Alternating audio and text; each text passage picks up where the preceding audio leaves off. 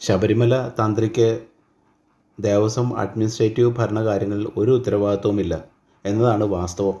കച്ചവടവും കൊള്ളയും തന്ത്രിക്ക് പ്രത്യേകിച്ച് അതിൽ ഒരു റോളും എടുക്കേണ്ട കാര്യവുമില്ല എന്നാണ് എൻ്റെ വിശ്വാസം.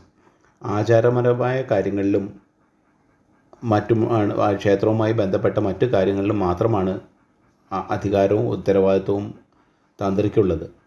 15-ലധികം രാജ്യങ്ങളിൽ ആയിരക്കണക്കിന് അമ്പലങ്ങളിൽ പ്രതിഷ്ഠകളും പൂജകളും എല്ലാം നടത്തുന്ന കുടുംബം. അവരിൽ ഒരാൾക്ക് ശബരിമല ക്ഷേത്രത്തിലെ എന്തെങ്കിലും വസ്തുവകകൾ എടുത്തുകൊണ്ട് പോകേണ്ടത് അല്ലെങ്കിൽ അതിന് കൂട്ടുനിൽക്കേണ്ട ആവശ്യം ഉണ്ടെന്ന് ഒരു കാരണവശാലും വിശ്വസിക്കാൻ പ്രയാസമാണ്. പരശുരാമൻ ആയിരക്കണക്കിന് വർഷങ്ങൾക്ക് മുൻപ് കേരളത്തിലേക്ക് കൊണ്ടുവന്ന 2 ബ്രാഹ്മണ കുടുംബങ്ങളിൽ ഒന്നാണ് താഴമൺ മഠം. നാളിതുവരെ തങ്ങളുടെ ജീവിതത്തിൽ ക്ഷേത്ര പരിപാലനം എന്നത് കടമയായി കണ്ട് നിറവേറ്റി പോരുന്ന അവർക്ക് ഈ ഒരു സ്വർണ്ണപ്പാളി കൊണ്ട് അതിൻ്റെ വിഹിതം മേടിച്ച് ജീവിക്കേണ്ട ഗതികേട് ഉണ്ടെന്ന് ഞാൻ വിശ്വസിക്കുന്നില്ല. അതിന് മുതിരില്ല ഈ തന്ത്രി കുടുംബം എന്നാണ് കൂടുതലായി ഞാൻ വിശ്വസിക്കുന്നത്. ശബരിമല അയ്യപ്പൻ്റെ പിതൃസ്ഥാനീയർ ആയാണ് രാജീവർ ഉൾപ്പെടെയുള്ള ഈ കുടുംബത്തിൻ്റെ സ്ഥാനം. കേരളത്തിലെ പല പ്രമുഖ ക്ഷേത്രങ്ങളിലെയും പൂജാവിധികളുമായി ബന്ധപ്പെട്ട കാര്യങ്ങളിൽ തീരുമാനങ്ങൾ എടുക്കുന്നതും ഈ താഴമൺ മഠത്തിലെ കുടുംബത്തിൽപ്പെട്ടവരാണ്. ശബരിമലയിലെ തന്ത്രി നാളിതുവരെ ഒരു കൊള്ളയും പണാപഹരണവും അല്ലെങ്കിൽ അങ്ങനെ എന്തെങ്കിലും നടത്തിയ അങ്ങനെയുള്ള ഒരു വ്യക്തിയല്ല.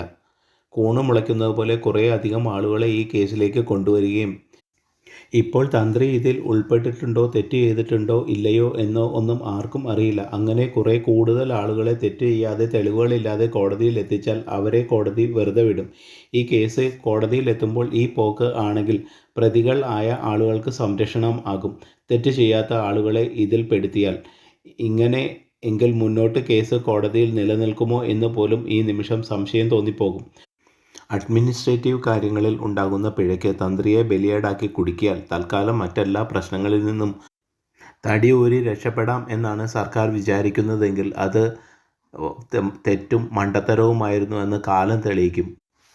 വമ്പൻ മീനുകൾ പുറത്തും താക്കോൽ കയ്യിൽ വെച്ച് എന്ന കാരണത്താൽ കുറച്ചു പേരെ അറസ്റ്റ് ചെയ്യിച്ചും ശബരിമല കൊള്ള തേച്ചുമാച്ച് കളയാം എന്ന് കരുതണ്ട.